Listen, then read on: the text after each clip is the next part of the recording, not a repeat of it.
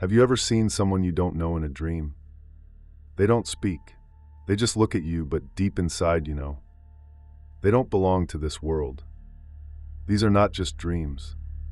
Sometimes, they are a kind of connection, a bond between the living and the dead that hasn't ended. Ghost marriage is an ancient and mysterious tradition. It's about fate, about promises, and sometimes, about a price. Some say love continues after death. Some say it's a debt written in destiny. Tonight, I will take you into stories of marriages that go beyond life and death. Now, every story I tell from here on will be told from a first-person point of view. It all started when my grandmother got pregnant for the first time. Unfortunately, she had a miscarriage. She was still very young at the time, and the whole thing happened so suddenly. After that, not many people spoke about it again. Sometime later, she got pregnant again, and this time, she gave birth to my uncle. The whole family felt like the storm had passed, and life slowly returned to normal. But when my uncle reached about 20 years old, strange things started to happen. At first, it was just small, odd things, objects in the house moving for no reason, strange noises at night, and sometimes, the feeling that someone was standing behind you watching. Then one night, something big happened.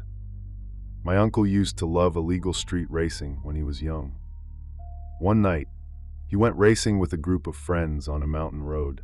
Just as he was about to overtake another car, he suddenly saw right in front of his car a half-body figure. He couldn't see the face clearly, but it was very real, very clear. There was definitely someone standing there. He panicked and quickly turned the steering wheel to avoid hitting it. But he ended up crashing into the side of the mountain. He was badly injured and had to stay in the hospital for 2 whole months. Even worse, one of his racing friends died in another crash just a few hours after that same night. After that night, my uncle kept dreaming of that same figure. It was a man with no face, just standing there in his dreams, staring at him. No words, no movement, just watching.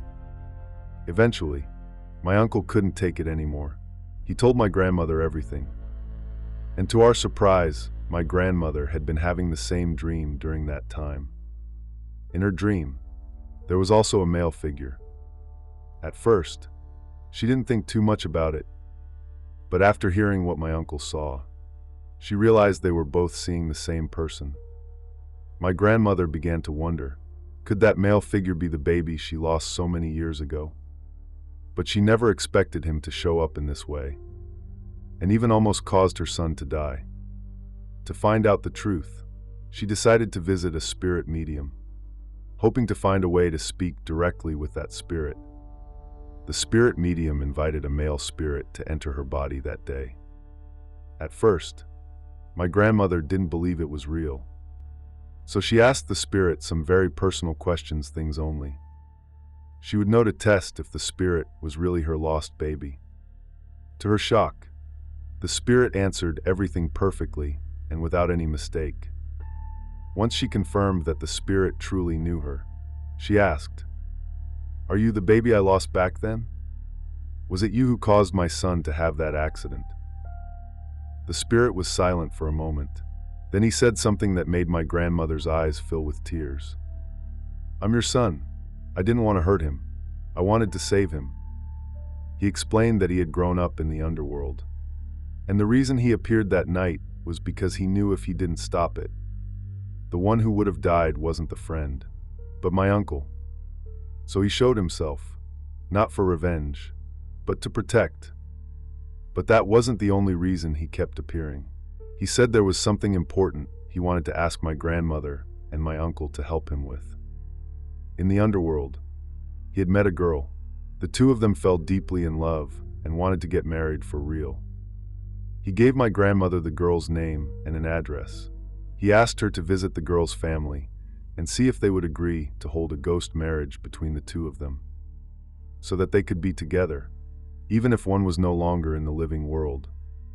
My grandmother was unsure at first.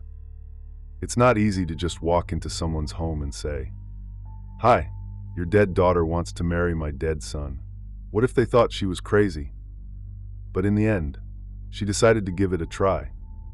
She went to the address, knocked on the door, and asked, "Excuse me, did a girl named May ever live here?" To her surprise, the family's expression completely changed. They asked, "How do you know? Who are you?" It turned out, the girl really used to live there, and after she passed away, she appeared in her parents' dreams and told them my grandmother's name. If someone comes to find me with this name, please believe them. Both families talked and matched their stories. They realized that the two spirits truly loved each other. They just couldn't be together in this world. So, both sides agreed to help fulfill their final wish. They held a traditional ghost marriage ceremony. And after the ritual was completed, my uncle never saw that male figure again. Not because he disappeared, but because now, he was finally at peace with the person he chose to love, in the world beyond ours. The last story was about a ghost marriage where both spirits truly loved each other. But not every ghost marriage goes so smoothly. When I was little, I lived with my grandmother. Her house was in the countryside, so I spent a lot of time outside catching bugs, looking for small animals, just exploring. One day, while I was playing near her house, I found a red envelope on the ground. I was about 6 years old at the time. As soon as I saw the red envelope, I thought, there must be money inside.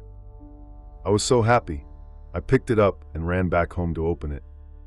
Sure enough, there were a few $100s inside, but there were also some strange things: pieces of hair, a photo of a young girl, and a yellow talisman paper. I didn't think too much. I just took the money and left the rest inside the envelope. Just then, my grandmother came home. She saw the envelope on the table and asked me where it came from. I happily told her, "I found it on the ground. There's money inside." As soon as she heard that, her face changed. She opened the envelope, and then she scolded me loudly. "You can't just pick things up from the ground." After looking inside, she immediately knew it wasn't a normal red envelope. It had a special purpose. She told me to put the money back in, and then take the whole thing back to the exact spot I found it. Of course, I didn't want to. It was a few $100s. But she was very serious, and I had no choice but to do what she said. A few days later, I was out playing again near the house just like usual. But that day, something happened. I ran across the road and got hit by a motorcycle. Strangely, I was mostly fine, just a few scrapes, but the motorcycle driver ended up in the intensive care unit. Not long after that, I had a dream. I saw the accident again, but this time, there was someone else. A girl, about 18 years old, was standing at the scene. She just stood there, looking at me, calm and silent. She didn't speak or move. That was the first time I saw her. But it wasn't the last. After that, she didn't only appear in my dreams. She started showing up in real life too, always at the most important moments in my life. At my elementary school graduation, I saw her in the auditorium. The first time I traveled abroad, I saw her at the airport, watching me from the crowd. It was like she was always there, quietly watching over me. Years later, when I was older, I asked my grandmother, "Do you remember that red envelope I found when I was little? Why didn't you let me keep the money?" She sighed and said, "What you picked up wasn't a normal red envelope. It was a matchmaking token for a ghost marriage. People place them on the ground, and inside are things like money, hair, a photo of the dead, and a yellow paper with their birth date. It's their way of helping a deceased loved one find a partner. If someone picks it up and takes something from it, they're seen as accepting the match, becoming the spirit's future partner." When I heard that, I was shocked. I realized the girl I kept seeing after picking up that red envelope. She must have been the one it was meant for. And from that day on, maybe she really did start protecting me as her destined other half.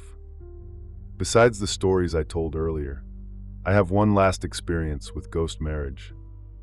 This time, it's about my own family and a doll inside a glass case. It happened when I was 7 years old. At that time, my older brother brought home his girlfriend, the one he had been dating seriously, and was ready to marry. That day was the first time I met her, and I thought, this must be my future sister-in-law. I remember she was very kind, gentle, and always smiling. But I never imagined that the next time I'd see her would be at her funeral. My brother was hugging her photo tightly, crying so hard he couldn't speak. I was still very young then, and I didn't really understand what death meant. All I knew was that our home felt different, heavier, quieter. After some time had passed, one day my brother brought home a glass box with a girl doll inside. I asked my mom about it. She looked at me and said, "From now on, when we eat dinner, we need to place an extra bowl and chopsticks in front of the doll. Because your brother had a ghost marriage with that girl. This doll represents his wife." Ever since my brother brought the doll home, I felt like there was a new presence in our house, something invisible, but protective. I remember when I was little, I always had to pass by stray dogs on my way home from school. One time, a group of dogs chased me, and I fell into a pond. I got hurt pretty badly.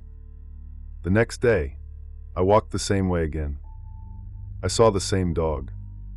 But this time, they didn't chase me. Instead, they shrank back against the wall, as if they were scared of something next to me. At the time, I didn't understand why, but years later, I developed a brain tumor and had to go through surgery.